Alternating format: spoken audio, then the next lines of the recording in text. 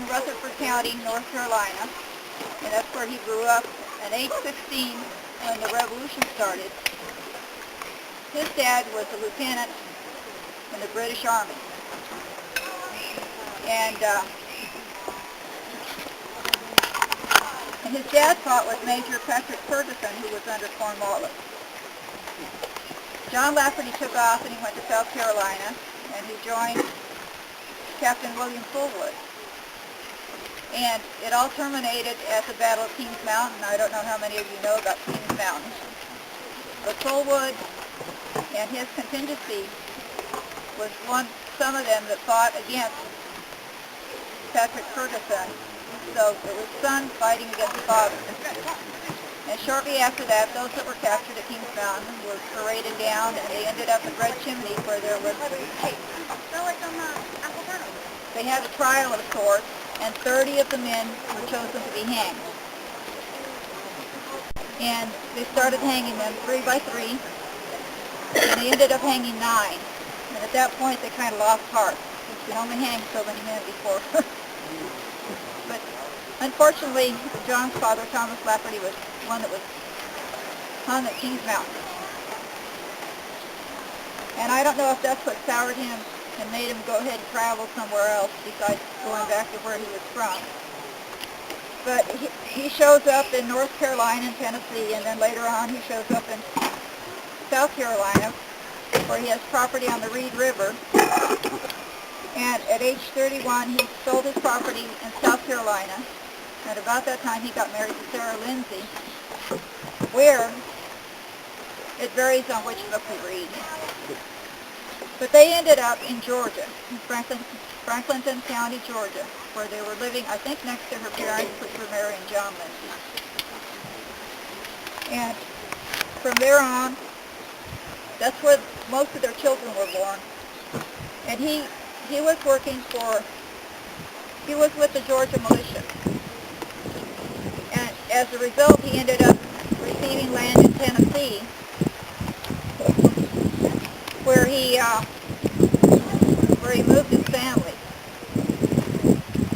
And somewhere in he ran keel boats, and he had several of them, which he ran, and he hired people to run them up and down the rivers. He went up and down the Mississippi, up and down the White River, up and down the different tributaries, and he liked to kind of travel around and see what was going on.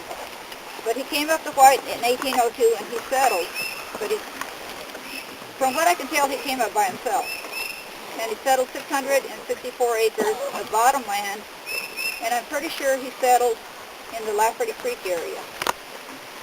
And henceforth, where the creek got its name, because early on it was named that. But he went back to get his family, and he probably thought he was going to be gone 5 or 6 months and then get his family down here. But he never did. He didn't return back to somewhere about 1808, and I think the family came in sections, from what I understand. But not only did he come, but he brought other families with him, the Criswells, the Trimbles, the Chisholms, the Musics, the Paynes. There were a lot of families. 1814, in the fall, John Lafferty was making a trip down to New Orleans, and he was probably going to pick up supplies for his trading post. And he ran into some other men that were also headed down that way, that were going to fight in the Battle of New Orleans. And that's where he went down to. And I don't know if many of you know where the Battle of New Orleans was fought, but it wasn't fought in New Orleans. It was fought further down the river in Chalmette, in a big area. It was fought on a plantation. And they had built up a wall of dirt that was like 5 feet high, and behind that they had their cannons. It's a very pretty area. I've been there a lot. And there weren't a lot of Americans killed, but there were a lot of British killed. But John Lafferty was one that was wounded there. And he, out of that, on his pay card, he got a total sum of $20.16 for his service, which was $8 a month. So he ended up coming back up to Izard County, And his will was probated in January of 1817, which probably means he died in the fall of 1815.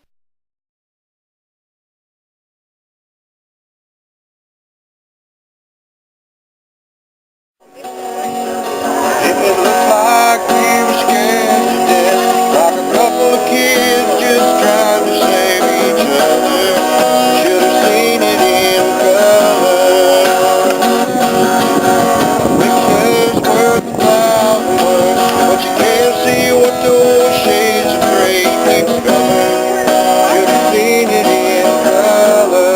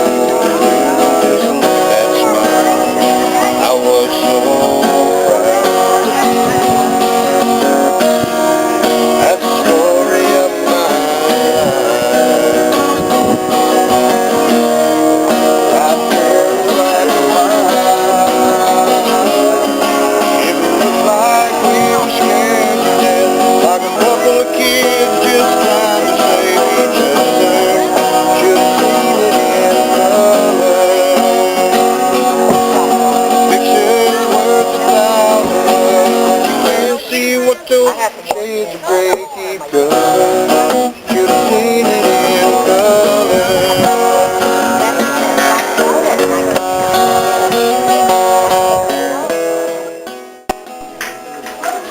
Spring Splash Road Trip 2009. We're here at the old Indian Cave across the hollow from the Gristmill waterfall here.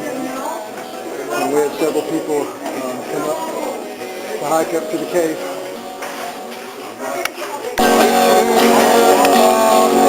But you can't see what those shades of gray keep covering. Should have seen it in color.